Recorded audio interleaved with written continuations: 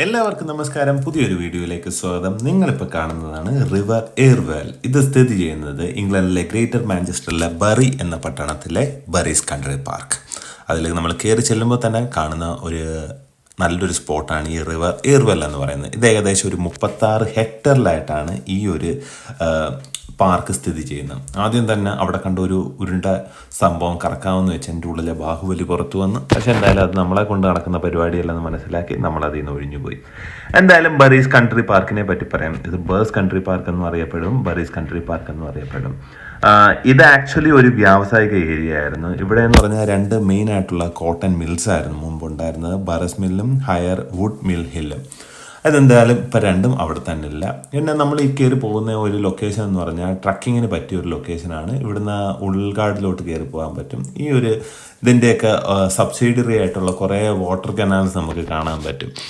ഇതെല്ലാം നിൽക്കുന്നതെന്ന് പറഞ്ഞാൽ പണ്ട് ഞാൻ പറഞ്ഞതുപോലെ തന്നെ ഈ കോട്ടർ മിൽസിൻ്റെ എല്ലാം കുറച്ച് അവശിഷ്ടങ്ങൾ ഇപ്പോഴും ഉണ്ട്. അതിൻ്റെ ആ ബറസ് മില്ലിൻ്റെ ചിമ്മിനി ആയിരുന്നു നമ്മൾ നേരത്തെ കണ്ടത്. പിന്നെ അതിൻ്റെ കൂടെ തന്നെയുള്ള mill floor and water will feet, ഇങ്ങനെയുള്ള കുറച്ച് അവശിഷ്ടങ്ങളും കൂടി നമുക്കിപ്പം കാണാൻ പറ്റും. കാര്യം എന്ന് പറഞ്ഞാൽ ആഭ്യന്തര യുദ്ധം വരുന്ന സമയത്ത് ഏറ്റവും കൂടുതൽ ക്ഷാമം ഈ കോട്ടൺ ഉണ്ടായിട്ടുണ്ടായിരുന്നു. അങ്ങനെ വന്നപ്പോഴാണ് ഇത് ഭയങ്കരമായിട്ട് അഫക്റ്റായി. അതിനുശേഷം ഈ കോട്ടൺ മിൽസിനെ പേപ്പർ ബ്ലീച്ചിങ് മില്ലാക്കി മാറ്റിയായിരുന്നു. പക്ഷേ എന്നിരുന്നാലും 1986 ബറി കൗൺസിൽ ഇതിനെ ഏറ്റെടുത്ത് ഒരു പാർക്കായിട്ട് മാറ്റുമായിരുന്നു ചെയ്തിരുന്നത്.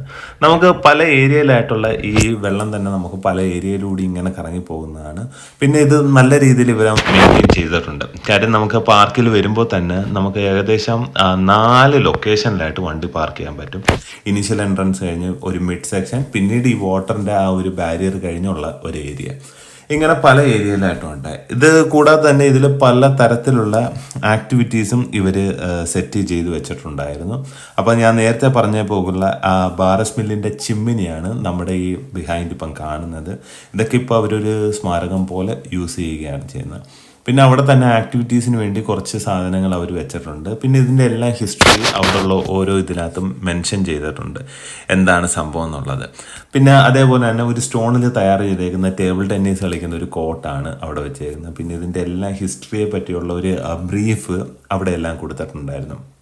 പണ്ട് ഈ ലൊക്കേഷൻ എങ്ങനെയായിരുന്നു, പണ്ടത്തെ ആ മിൽസിൻ്റെ പ്രവർത്തനം, ഇതിനെപ്പറ്റി എല്ലാം ഒരു ഡീറ്റെയിൽഡ് ആയിട്ടുള്ള ഒരു ഡിസ്ക്രിപ്ഷൻ നമുക്ക് അവിടെ കാണാൻ പറ്റും. അതെല്ലാം ആയിരിക്കുന്ന ബെഞ്ചിലായിട്ട് അവർ സെറ്റ് ചെയ്ത് വെച്ചിട്ടുണ്ട്. നമുക്ക് അതിനെപ്പറ്റിയൊക്കെ താല്പര്യം ഉണ്ടെങ്കിൽ കൂടുതൽ കാണാവുന്നതാണ്. കാര്യം ഇതൊരു ലോങ് ഹിസ്റ്ററി ആയിട്ടുള്ളൊരു ഏരിയ ആണ്. പിന്നെ നമ്മുടെ ബിഹൈൻഡ് കാണുന്നതെന്ന് പറഞ്ഞാൽ അതൊരു ചെറിയൊരു ഹോട്ടൽ മോഡലാണ്. ജസ്റ്റ് ലൈക്ക് ഐസ്ക്രീം, കോഫീസ്, അങ്ങനെയുള്ള ഏരിയാസ് അവൈലബിൾ ആണ്. പിന്നെ ഇൻഫർമേഷൻ ബോർഡ് ഇവിടെ അവൈലബിൾ ഉണ്ട്. നമുക്കെന്ന് പറഞ്ഞാൽ ഓവറോൾ ഒരു 36 ഹെക്ടർ നീണ്ടു കിടക്കുന്ന കാരണം തന്നെ ഇതെന്ന് പറയുന്നത് നമ്മളൊരു റൂട്ട് മാപ്പ് നോക്കി പോകുന്നതായിരിക്കും ഏറ്റവും നല്ലത്. ഇത് ഞാൻ പറഞ്ഞ 4th കാർ എക്സിറ്റ് ആണ്. അതുകൂടാതെ തന്നെ ഇവിടെ നമുക്ക് പല ഏരിയാസ് ഉണ്ട്. ഇതൊരു ഓപ്പൺ ഏരിയാസ് ആണ്. ഇതൊരു പിക്നിക് സ്പോട്ട് എന്ന് വേണമെങ്കിൽ പറയാവുന്നതാണ്. ഞങ്ങൾ ചെന്നപ്പോൾ തന്നെ അവിടെ സർക്കസിൻ്റെ എന്തൊക്കെയോ ടെൻറ്റും കാര്യങ്ങളും ഒക്കെ വെച്ചിട്ടുണ്ടായിരുന്നു.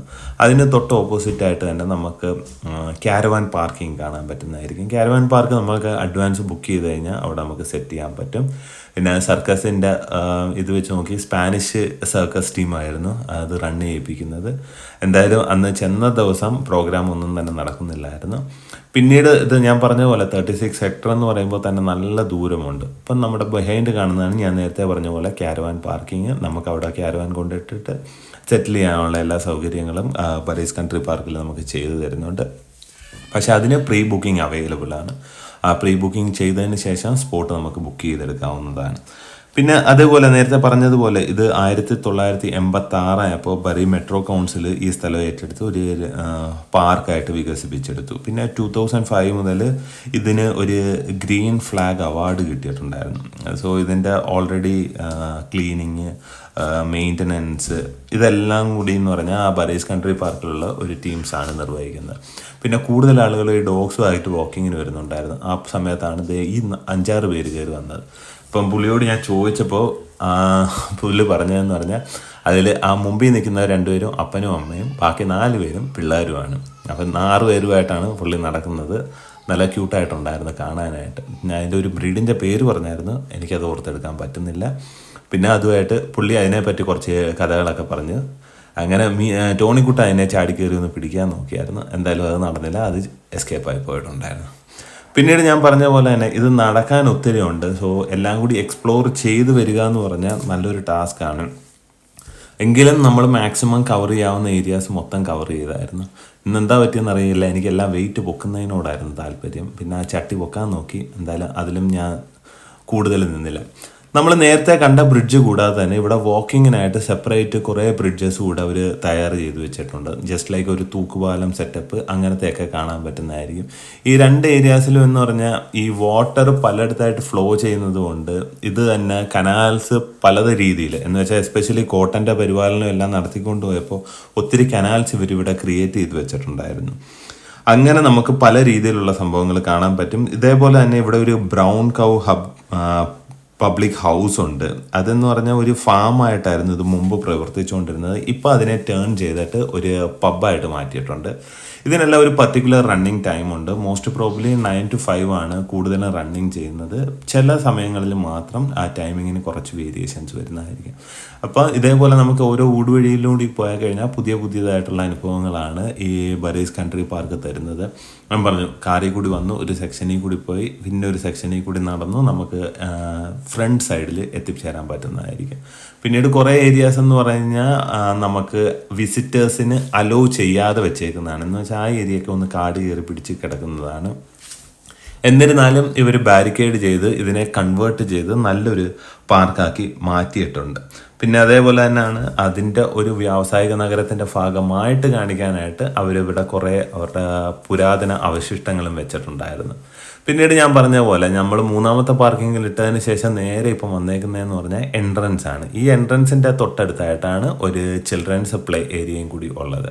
അവിടെയും അത്യാവശ്യം ലോക്കൽ കമ്മ്യൂണിറ്റിയും കാര്യങ്ങളും എല്ലാം ഉണ്ട്. അവർക്കും എല്ലാവർക്കും യൂസ് ചെയ്യാവുന്ന ഒരു രീതിയിലുള്ള പാർക്കായിട്ടാണ് ഇതിനെ കൺവേർട്ട് ചെയ്തേക്കുന്നത്. സോ ഓവറോൾ പറയുകയാണെങ്കിൽ നല്ലൊരു ആംബിയൻസും നല്ലൊരു ഹിസ്റ്റോറിക്കൽ ബാക്ക്ഗ്രൗണ്ടും ഉള്ള ഒരു പാർക്കാണ് ബറീസ് കൺട്രി പാർക്ക് എന്ന് അറിയപ്പെടുന്നത്. ഇതിനെപ്പറ്റിയുള്ള കൂടുതൽ വിവരങ്ങൾ ബറിയുടെ കൺട്രി സൈറ്റിലോ കൗൺസിലിൻ്റെ ഔദ്യോഗിക സൈറ്റിൽ പോയി കഴിഞ്ഞാൽ നമുക്ക് കാണാൻ പറ്റുന്നതായിരിക്കും. എന്തായാലും ഇത്രയും നടന്നാലും ഒന്ന് റിലാക്സ് ആവാമെന്നൊക്കെ വെച്ചായിരുന്നു. ഇനി പുതിയ റിലാക്സേഷൻ വീഡിയോയുമായിട്ട് കാണുന്നവരേക്കും എല്ലാവർക്കും bye. Thank you so much for watching as.